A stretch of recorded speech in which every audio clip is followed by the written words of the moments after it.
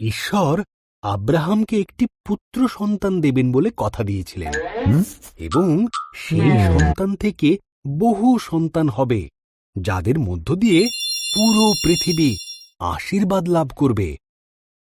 কিন্তু আব্রাহাম আর তার স্ত্রী সারার সন্তান জন্ম দেবার জন্য অনেক বয়স হয়ে গিয়েছিল। 20 বছর কেটে গেল।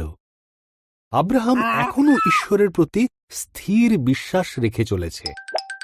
তার যখন 100 বছর আর সারার 90 বছর বয়স, ঈশ্বর তাঁর দেওয়া কথা তাদের মনে করালেন। সারা সন্তান সম্ভবা হল।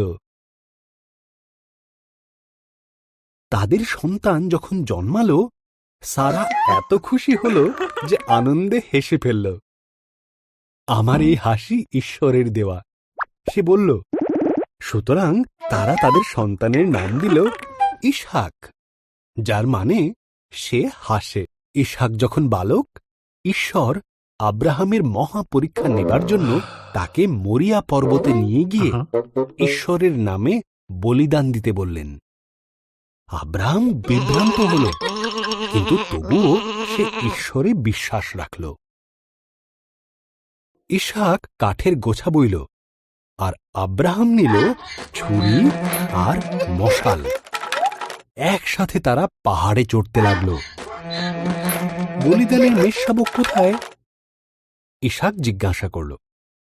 আব্রাহাম উত্তর দিল, ঈশ্বর যোগাবেন। আব্রাহাম বেদির ওপর কাঠগুচ্ছ সাজাল। ইসহাককে বেঁধে কাঠের গুচ্ছের ওপর শুইয়ে দিল। ইসহাককে মারার জন্য যখন সে ছুরি তুলেছে, তখন স্বর্গদূত তাকে ডাকলেন, আব্রাহাম, শিশুটিকে মেরো না। স্বর্গদূত বললেন, ঈশ্বর জানেন তাঁর প্রতিজ্ঞাকে তুমি বিশ্বাস করো।